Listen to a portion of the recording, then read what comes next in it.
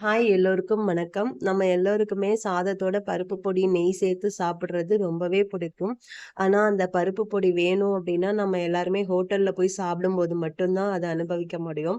அப்படி சுவையான ஒரு பருப்பு பொடிய வீட்லயே சுலபமா எப்படி ரெடி பண்ணலாம்? அத 3 மாசம் வரைக்கும் எப்படி ஸ்டோர் பண்ணலான்றது தான் இந்த வீடியோல பார்க்க போறோம். ரொம்ப சுலபமா செய்யலாம். வாங்க வீடியோக்குள்ள போலாம்.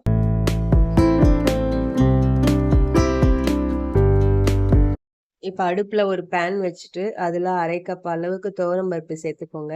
நான் மெஷரிங் கப் எடுத்திருக்கேன். நீங்க வீட்ல இருக்க ஏதாவது ஒரு கப்பு கூட யூஸ் பண்ணிக்கலாம். எல்லா பொருட்களையும் அதே கப்லயே அளந்துக்கோங்க. அடுப்ப லோ ஃப்ளேம்லயே வச்சு வறுத்துக்கோங்க. நம்ம ஹை ஃப்ளேம்ல வச்சுட்டோம்னா, மேல மட்டும் நிறம் மாறிடும். உள்ளுக்குள்ள நல்லா வேகாது. அதுல இருக்கிற அந்த மாய்ஸ்சர் அப்படியே தான் இருக்கும். அதனால நல்லா லோ ஃப்ளேம்லயே வச்சு பொறுமையா வறுத்து எடுத்துக்கோங்க. இது மாதிரி லோ ஃப்ளேம்லயே வச்சு நம்ம வறுக்கும்போது தான் எல்லா பொருட்களையும் நம்ம 3 மாசம் வரைக்கும் ஸ்டோர் பண்ணி வச்சு சாப்பிட முடியும். கெட்டு போகாது. வீட்ல இருக்கவங்க வெளியூர்ல, வெளிநாட்ல, ஹாஸ்டல்ல இருக்கிறாங்கன்னா, அவங்க நம்ம சாப்பாடெல்லாம் ரொம்பவே மிஸ் பண்ணுவாங்க. அவங்களுக்கு இது மாதிரி நம்ம பருப்பு பொடி செஞ்சு குடுத்தோம்னா, அவங்களுக்கு கட்டாயம் நம்ம சாப்பாட வீட்டு சாப்பாட மிஸ் பண்ண மாட்டாங்க.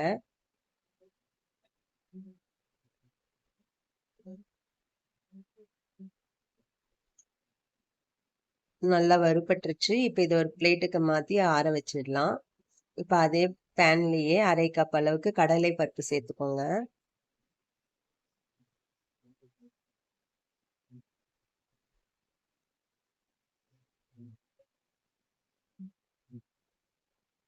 இது நல்லா வறுபட்டுருச்சு. இப்ப இத பிளேட்டுக்கு மாத்திட்டு 1/2 கப் அளவுக்கு பாசி பருப்பு சேர்த்துக்கோங்க.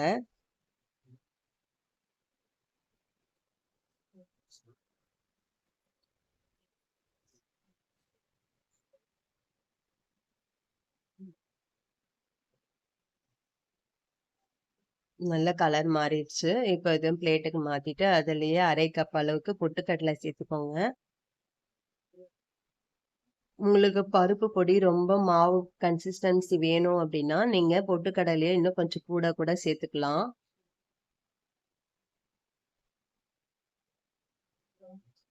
பொட்டுக்கடலை ரொம்ப வறுபடணும்னு இல்லங்க. சூடு ஏறுனா போதும்.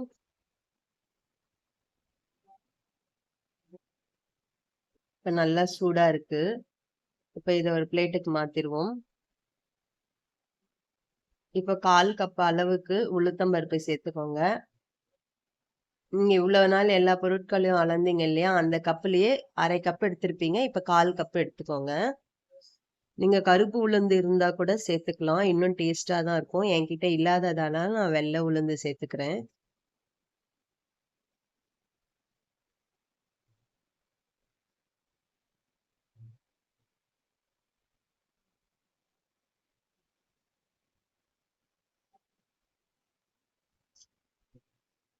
நல்லா வறுபட்டுருச்சு. இப்ப இதையும் ஒரு பிளேட்டுக்கு மாத்திடலாம். மாத்திட்டு ஒரு 10லருந்து 12 காஞ்ச மிளகாய் சேர்த்துக்கோங்க.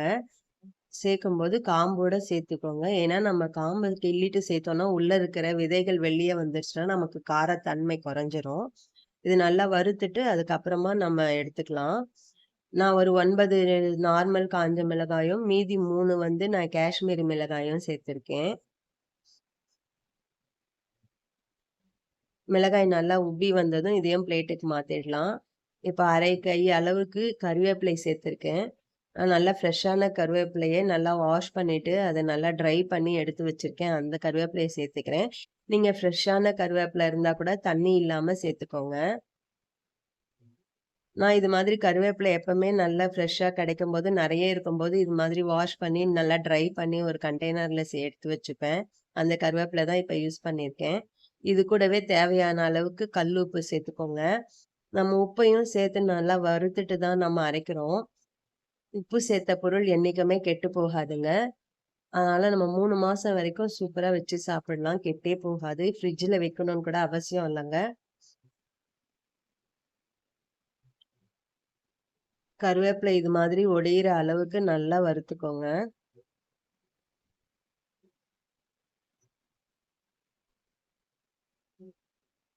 இப்ப இதையும் ஒரு பிளேட்டுக்கு மாத்திருங்க. மாத்திட்டு நல்லா ஆற விட்டுருங்க. இப்போ பெருங்காயம் ஒரு 1/4 டீஸ்பூன் அளவுக்கு சேர்த்துக்கோங்க. நான் என்கிட்ட பொடி தான் இருக்கு. அதனால நான் பொடி சேர்த்துக்கிறேன். உங்ககிட்ட கட்டி பெருங்காயம் இருந்தா, சும்மா கொஞ்சமா எண்ணெய் சேர்த்து அத வறுத்துட்டு கூட சேர்த்துக்கலாம். இப்போ ஒரு 1/2 டீஸ்பூன் அளவுக்கு சீரகம் சேர்த்துக்கோங்க.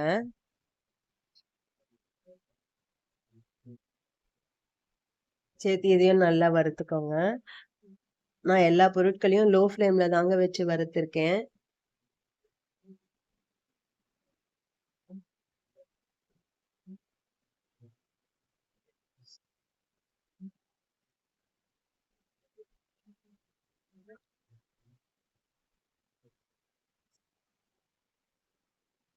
நல்லா வறுபட்டுருச்சு.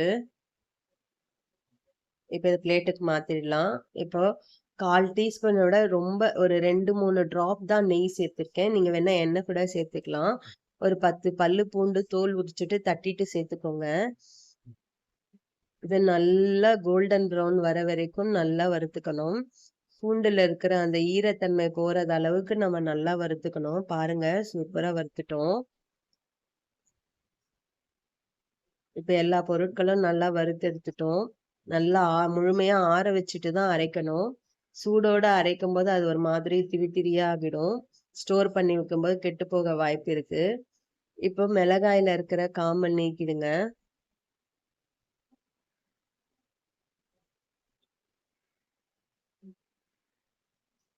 முழுமையா ஆறுன பிறகு இது ஒரு ட்ரையான மிக்ஸி ஜார்ல சேர்த்துக்கோங்க. ஈரம் இல்லாத மாரி பார்த்துக்கோங்க. இது மாரி முதல்ல மிளகாய மட்டும் சேர்த்து அரைச்சு எடுத்துட்டு, இப்ப மத்த பொருட்களை எல்லாம் ஒண்ணா சேர்த்துருங்க. சேர்த்துட்டு ரொம்ப ஃபைன் பவுடரா அரைக்க வேண்டாம். கொஞ்சம் கொரகொரப்பா அரைச்சுக்கிட்டீங்கன்னா தான் நம்ம சாப்பிடும்போது கொஞ்சம் நல்லா டேஸ்ட்டா இருக்கும். அவ்வளோதாங்க சுவையான பருப்பு பொடி வீட்லயே ரெடி பண்ணிட்டோம். இத நல்லா முழுமையா ஆற விட்டுருங்க. ஏன்னா மிக்ஸி சூடு இருக்கும். இந்த கொஞ்சம் கூட சூடு இல்லாத மாதிரி இருக்கணும் நம்ம ஸ்டோர் பண்ணி வைக்கும்போது. இது மாதிரி கொரகொரப்பா அரைச்சுக்கோங்க. இப்ப இது நல்லா ஒரு ஏர் டைட்டான கண்டெய்னர்ல சேர்த்து நல்லா ஸ்டோர் பண்ணி வச்சுக்கலாம்.